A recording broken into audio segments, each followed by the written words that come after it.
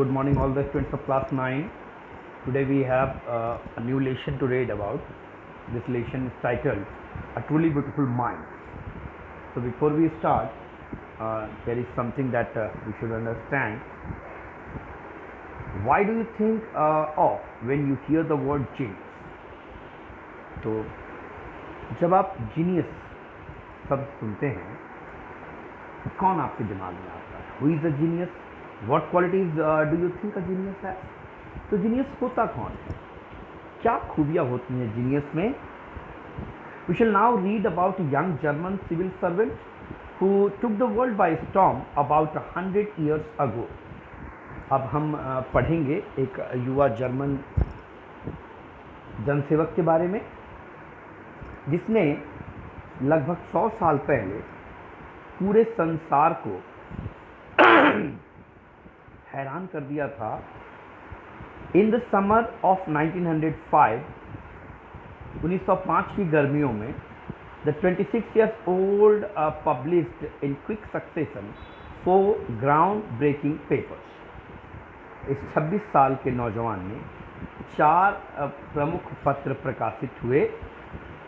ये पत्र थे अबाउट लाइट, प्रकाश के बारे में, द मोशन ऑफ पार्टिकल्स, कणों के गति के संबंध में, इलेक्ट्रोडायनामिक्स ऑफ मूविंग बॉडी, घूमते जो वस्तुएं हैं उनकी इलेक्ट्रोडायनामिक्स इन्होंने समझाई, और ऊर्जा के बारे में इन्होंने लिखा. His work took up only a few pages in scientific journals. विज्ञान के जितने भी विश्व प्रसिद्ध जर्नल हैं जो हमेशा प्रकाशित होते हैं, इन जर्नल में कुछ ही पन्नों में उनकी ये लिखी हुई बातें छपी. But change for ever our standing of space, time and the entire cosmos. लेकिन उनके इन लेखों ने हमारे स्पेस को समझना, समय को समझना, पूरे ब्रह्मांड को समझने की जो हमारी सोच थी, हमारा जो तरीका था, उसको उन्होंने पूरी तरह से बदल दिया. And transform the name Einstein into a synonyms of genius.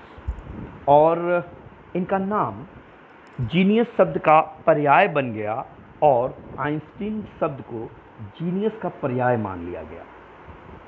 50 years after his death, उनकी मृत्यु के 50 साल बाद भी Albert Einstein genius still remains. आज भी उनका जीनियस बिल्कुल कायम है.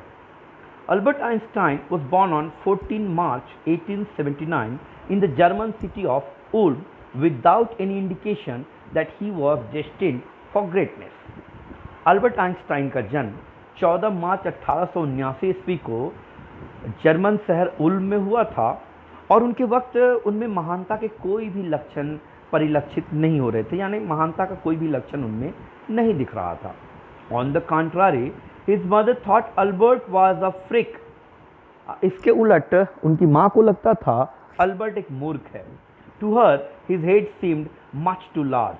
उनके लिए अल्बर्ट का सर बाकी बच्चों से ज़्यादा बड़ा था.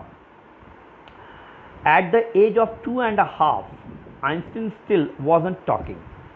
2.5 साल की उम्र तक आइंस्टीन ने बोलना शुरू नहीं किया था. When he finally did learn to speak, he uttered everything twice. और आखिरकार जब उन्होंने बोलना सीख लिया, हर बात को वो 2 बार कहते थे. Einstein did not know what to do with other children and his playmates called him brother boring. Einstein को पता ही नहीं था बाकी बच्चों के साथ कैसे खेला जाता है, इसलिए उनके जो साथी थे वो उनको ब्रदर बोरिंग कहते थे. So the youngster played by himself. इसलिए ये जो नन्हा बच्चा था ये अकेला खेलता था.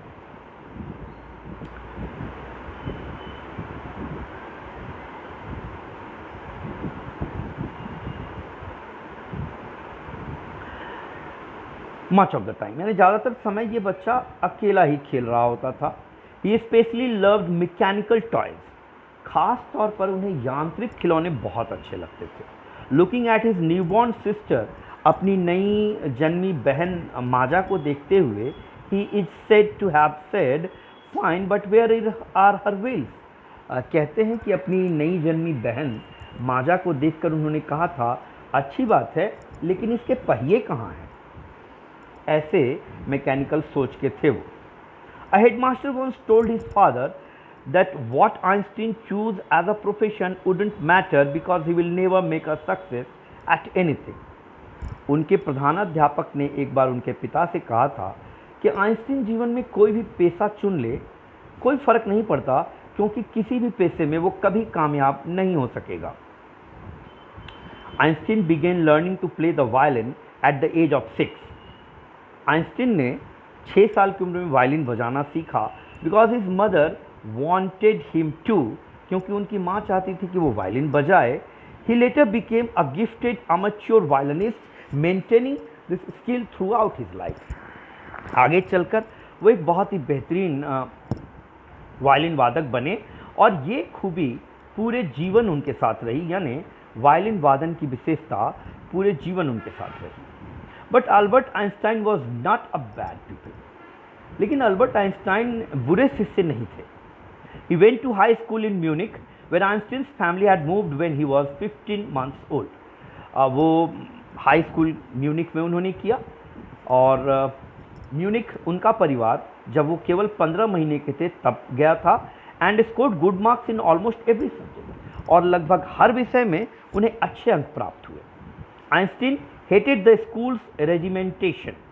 आइंस्टीन को स्कूल का जो तरीका था वो पसंद नहीं था. And often clashed with his teachers, और अक्सर वो अपने शिक्षकों से झगड़ पड़ते थे. एट द एज ऑफ 15 साल की उम्र में Einstein felt so stifled there that he left the school for good. 15 साल की उम्र में आते आते आइंस्टीन को स्कूल इतना ही बुरा लगने लगा कि उन्होंने कुछ अच्छा करने के ख्याल से स्कूल छोड़ दिया. द प्रीवियस ईयर, उससे पिछले साल, Albert's parent had move to Milan. उनके माता पिता इटली के शहर मिलान चले आए and left there son with relatives, और अपने बेटे को अपने रिश्तेदारों के साथ जर्मनी में ही छोड़ दिया, यानी म्यूनिक में ही छोड़ दिया. आफ्टर प्रोलॉन्ग डिस्कशन, लंबी बहस के बाद, Einstein got his wish to continue his education in German-speaking Switzerland in a city which was more liberal than Munich. लंबी बहस के बाद ये तय हुआ कि आइंस्टीन जर्मन बोलने वाले देश स्विट्जरलैंड में रहकर अपनी पढ़ाई करेंगे, और ये इसलिए था क्योंकि स्विट्जरलैंड म्यूनिक से कहीं ज़्यादा आसान था रहना, लिबरल थे वहाँ लोग, सारी बातें सरलता से हो जाती थी. Einstein was highly gifted in mathematics and interested in physics. Einstein नैसर्गिक रूप से गणित में दक्ष थे और उनकी भौतिकी में रुचि थी. एंड आफ्टर फिनिशिंग स्कूल की पढ़ाई खत्म करने पर बाद ही decided to study at a university in Zurich. उन्होंने तय किया कि वो ज्यूरिक के विश्वविद्यालय में पढ़ाई करेंगे. But science wasn't the only thing that appeal to the dashing young man with the walrus moustaches. लेकिन केवल विज्ञान ही ऐसा विषय नहीं था जो इस मूछधारी, वॉलरस एक समुद्री जीव होता है जिसके चेहरे पर मूछें होती हैं, तो इनकी मूछें लगभग वैसी ही मूछों जैसी थी. तो ऐसी मूछों वाला ये इंसान ऐसा था कि इस नौजवान को केवल विज्ञान ही नहीं था, और भी कई विषय थे जिसमें इनकी रुचि थी.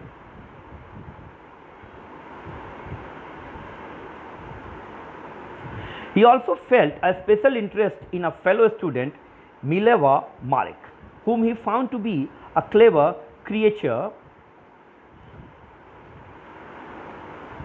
यहाँ अपने साथ पढ़ने वाली एक और विद्यार्थी जो थी, फेलो स्टूडेंट थी, साथ वाली स्टूडेंट थी, मेलेवा मारिक, जिन्हें आइंस्टीन एक समझदार, एक अक्लमंद जीव मानते थे, उसमें उनकी गहरी रुचि बढ़ गई. The young Serb had come to Switzerland because the university in Zurich was one of the few in Europe where women could get degrees. और ये युवा सर्बियन लड़की स्विट्ज़रलैंड इसलिए आई थी क्योंकि ज्यूरिक का जो विश्वविद्यालय था यूरोप में, वह उन कुछ खास विश्वविद्यालयों में से एक था जो महिलाओं को भी डिग्री दिया करते थे. Einstein saw in her ally against the Philistines, those people in his family at the university with whom he was constantly at odds. Einstein को उसमें एक सच्चा साथी मिला, इसलिए कि और ये साथी उन सभी फिलिस्तीनियों के खिलाफ थी। Those whose people in his family at the university with whom he was constantly at odds. ये वो लोग थे, उनके परिवार में हों या विश्वविद्यालय के अंदर हों, ये वो लोग थे जो निरंतर इनके विरुद्ध ही होते थे। The couple fell in love. जल्दी ही इस जोड़े को प्यार हो गया। Letters survive in which they put their affection with into words, mixing science with tenderness. इनके पत्र जो बचे रह गए, सर्वाइव किया जिन पत्रों ने, उनमें यह दिखता है कि उन्होंने अपने प्यार को, अपने स्नेह को विज्ञान की भाषा में बड़ी खूबसूरती से व्यक्त किया था। जिन पत्रों में विज्ञान भी मिला होता था उनके आपस के स्नेह को दर्शाने में। रोट आइंस्टाइन, आइंस्टाइन ने लिखा था, How happy and proud I shall be when we both have brought our work on relativity to a victorious conclusion. देखिए उन्होंने कितना सुंदर तरीके से विज्ञान की भाषा में अपने भावनाओं का इजहार किया। वो लिखते हैं कि कितना खुश और गौरवान्वित होऊंगा मैं जब मैं और तुम हम दोनों साथ मिलकर काम करेंगे और अपना जो रिलेटिविटी का सिद्धांत है उसे जीत की मंजिल तक पहुंचाएंगे। In 1900 at the age of 21, सन 1900 में जब 21 साल की उम्र थी, Albert Einstein was a university graduate and unemployed. Albert Einstein university की डिग्री हासिल कर चुके थे और बेरोजगार थे। He worked as a teaching assistant, gave private lessons and finally secured a job in 1902 as a technical expert in the patent office in Bern. तो उन्होंने सहायक शिक्षक के रूप में काम करना शुरू किया, जहां वो लोगों को निजी पढ़ाया करते थे निजी रूप से, और आखिरकार 1902 ईस्वी में उन्हें बर्न में टेक्निकल एक्सपर्ट, तकनीकी विशेषज्ञ के रूप में 1902 ईस्वी में वहां के पेटेंट ऑफिस में नौकरी मिली। While he was supposed to be assisting other people's inventions, वहाँ ये उम्मीद थी कि वो दूसरे लोगों के खोज में उनको असिस्ट करेंगे, उनकी सहायता करेंगे। Einstein was actually developing his own ideas in secret. वहाँ आइंस्टाइन ने गुप्त रूप से अपने विचार को प्रयोग में लाया, अपने विचार उन्होंने आगे बढ़ाए। He is said to have jokingly called his desk drawer at the work the bureau of theoretical physics. वो मजाकिया अंदाज में अपने डेस्क का जो ड्रॉवर था उसमें रखे यंत्रों की वजह से वो मजाकिया अंदाज में अपने ड्रॉवर को बोलते थे bureau of theoretical physics. One of the famous papers of 1905 was Einstein's special theory of relativity, according to which time and distance are not absolute. उनका एक मशहूर पत्र जो प्रकाशित हुआ वह 1905 ईस्वी में स्पेशल थ्योरी ऑफ रिलेटिविटी थी। एक सिद्धांत था जिसमें उन्होंने बताया था कि समय और दूरी समान नहीं होते, इनके मध्य एक विशेष संबंध होता है। Indeed two perfectly accurate clocks will not continue to show the same time if they come together again after a journey if one of them has been moving very fast relative to the other. वास्तव में दो बिल्कुल सही घड़ियां जो एक साथ चलती हों एक समान समय नहीं दिखा सकती यदि उनकी यात्रा में एक की गति दूसरे की गति से अधिक हो। From this followed the world's most famous formula which describes the relationship between mass and energy. यहाँ से, इसी सिद्धांत से विश्व का सबसे मशहूर सूत्र प्राप्त हुआ जो द्रव्यमान और ऊर्जा के मध्य संबंध स्थापित करता है, और ये सिद्धांत था E = mc²। In this mathematical equation, E stands for energy, m for mass and c for the speed of light in a vacuum. इस इक्वेशन में E ऊर्जा के लिए था, एनर्जी के लिए था, M मास द्रव्यमान को बताने वाला, और C स्पीड ऑफ लाइट प्रकाश की गति को बताने वाला, जो कि एक वैक्यूम यानी एक निर्वात में तकरीबन 3 लाख किलोमीटर प्रति सेकेंड होता है। When you sit with a nice girl for 2 hours, it seems like 2 minutes. Einstein कहते हैं कि अगर आप किसी खूबसूरत लड़की के साथ 2 घंटे बिताओ, ऐसा लगता है जैसे 2 ही मिनट बीते हों। When you sit on a hot stove for 2 minutes, it seems like 2 hours. That's relativity. Einstein कहते हैं और यहीं अगर आप किसी गर्म स्टोव पर 2 मिनट बैठ जाओ, ऐसा लगता है जैसे आप वहाँ 2 घंटे से बैठे हों, और यही है रिलेटिविटी का सिद्धांत।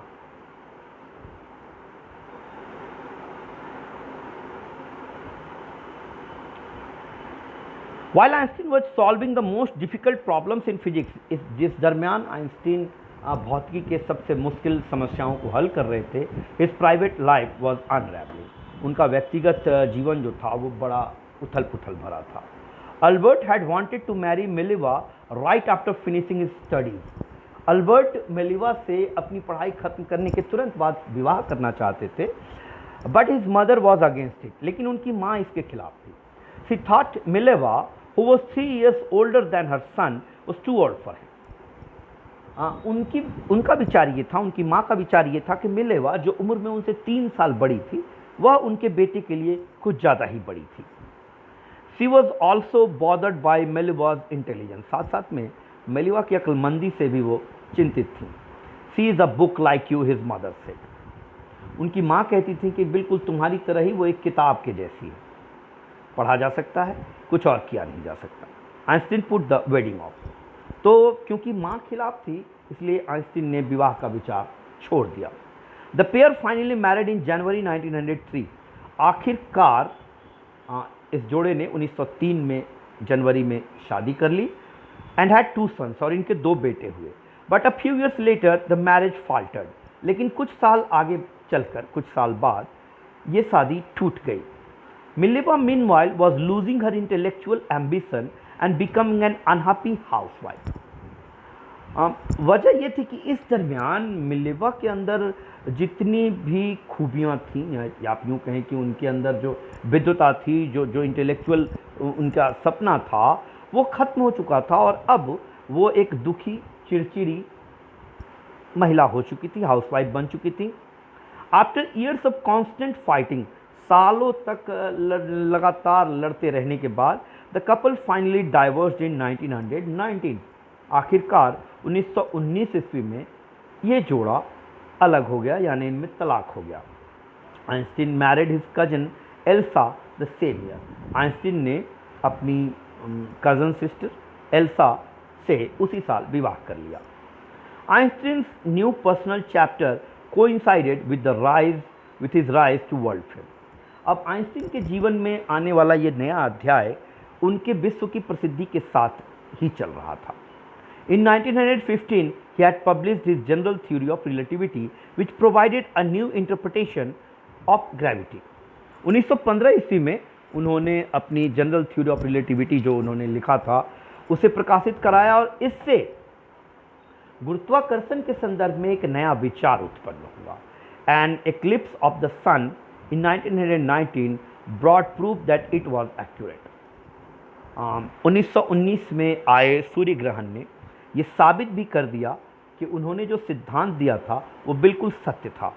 Einstein had correctly calculated in advance the extent to which the light from fixed stars would be deflected through the sun's gravitational field. Einstein ने बिल्कुल सही आंकड़ा लगाया था, पूर्वानुमान पहले से ही लगा लिया था कि प्रकाश, अलग अलग सितारों से आने वाला प्रकाश जो सूर्य के गुरुत्वाकर्षण क्षेत्र से रिफ्लेक्ट होकर आती है, परावर्तित होकर आती है, उनकी गणना, उन सितारों से मिलने वाले प्रकाश के मात्रा की गणना बिल्कुल सटीक उन्होंने की थी। The newspapers proclaimed his work as a scientific revolution.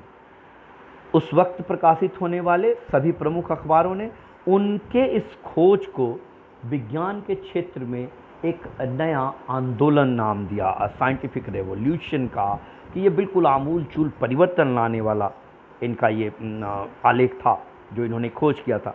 Einstein received Nobel for physics in 1921। भौतिकी के क्षेत्र में अपने विशिष्ट कार्यों के लिए आइंस्टीन को 1921 ईस्वी में नोबेल पुरस्कार प्राप्त हुआ, भौतिकी का नोबेल प्राप्त हुआ।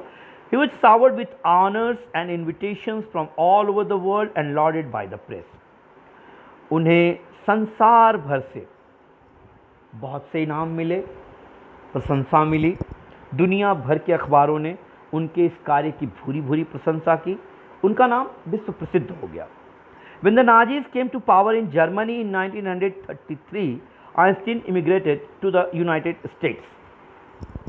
जब हिटलर की सेना, जिन्हें हम नाजी कहते हैं, उन्होंने जर्मनी पर 1933 में अधिकार कर लिया, आइंस्टीन अमेरिका चले गए, यूनाइटेड स्टेट्स चले गए।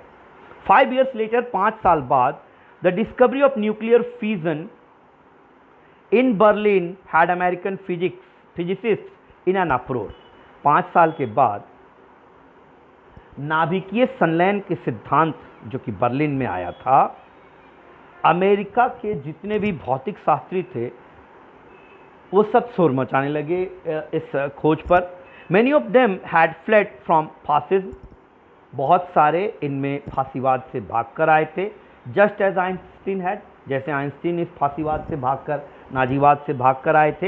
And now they were afraid the Nazis could build and use an atom bomb. और अब उन्हें भय लग रहा था कि नाजी परमाणु बम बना लेंगे और फिर उसका प्रयोग कर सकेंगे।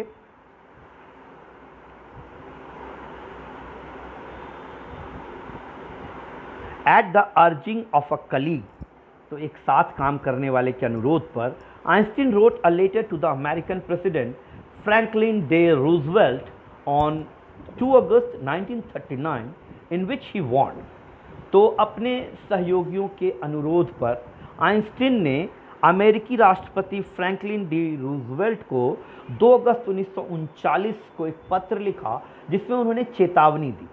अ single bomb of this type exploded in a port might very well destroy the whole port together with some of surrounding territories. उन्होंने चेतावनी देते हुए पत्र लिखा जो राष्ट्रपति को लिखा गया था। उसमें उन्होंने कहा कि इस तरह का एक छोटा सा बम यदि फट जाए किसी बंदरगाह पर, तो न केवल ये पूरे बंदरगाह को नष्ट कर देगा बल्कि साथ साथ में आसपास के स्थानों को भी तबाह कर देगा। His words did not fail to have an effect. उनकी बातों का कोई प्रभाव नहीं पड़ा। The Americans developed the atomic bomb in a secret project of their own. अमेरिकियों ने गुप्त रूप से अपने पास एक आणविक बम का आविष्कार कर लिया, यानी उस पर काम किया। And dropped it on the Japanese cities of Hiroshima and Nagasaki in August 1945। और अमेरिकियों ने अपने विकसित इस परमाणु बम का प्रयोग अगस्त 1945 में जापान के 2 शहरों हिरोशिमा और नागासाकी पर कर दिया। Einstein was deeply shaken by the extent of the destruction. Einstein इस विध्वंस से अंदर तक हिल गए, या यूं कहें उनकी अंतरात्मा कांप गई। This time he wrote a public missive to the United Nations. इस बार उन्होंने संयुक्त राष्ट्र को एक भावपूर्ण चिट्ठी लिखी। In it he propose the formation of a world government. इस चिट्ठी में उन्होंने कहा कि भाई एक वैश्विक सरकार होनी चाहिए, विश्व की सरकार होनी चाहिए। Unlike the letter to Roosevelt, this one made no impact. जैसा कि इनके पिछले पत्र जो इन्होंने राष्ट्रपति रूजवेल्ट को लिखा था, उसी तरह उनके इस पत्र का भी कोई प्रभाव नहीं पड़ा। But over the next decade, लेकिन अगले दशक में Einstein got ever more involved in politics. Einstein और भी ज़्यादा राजनीति में सम्मिलित हो गए। Agitating for an end to the arms building, हथियार निर्माण के विरुद्ध उन्होंने आंदोलन चलाए। And using his popularity to campaign for peace and democracy, और अपनी प्रसिद्धि का उन्होंने इस्तेमाल किया शांति और प्रजातंत्र को बहाल करने में। When Einstein died in 1955 at the age of 76, जब 76 वर्ष की उम्र में 1955 में उनकी मौत हुई। He was celebrated as a visionary, तो उन्हें याद किया जाता है एक दूरदृष्टा के रूप में, अ वर्ल्ड सिटीजन, एक समस्त विश्व के नागरिक के रूप में, as much as a scientific genius, जितना कि हम उन्हें विज्ञान के दक्ष के रूप में जानते हैं, उतना ही उन्हें विश्व के नागरिक के रूप में भी और एक विश्व दृष्टा के रूप में भी जाना जाता है। यहाँ आकर आपकी ये आइंस्टीन के संबंध में जानकारी खत्म होती है। इसे पढ़ना आपकी ड्यूटी में शामिल होता है। इस वीडियो को सुनते हुए इसे पढ़ेंगे, अक्षरशः पढ़ेंगे, समझेंगे। अगले दिन हम फिर सवाल जवाब की ओर चलेंगे। आज के लिए इतना ही। Thank you.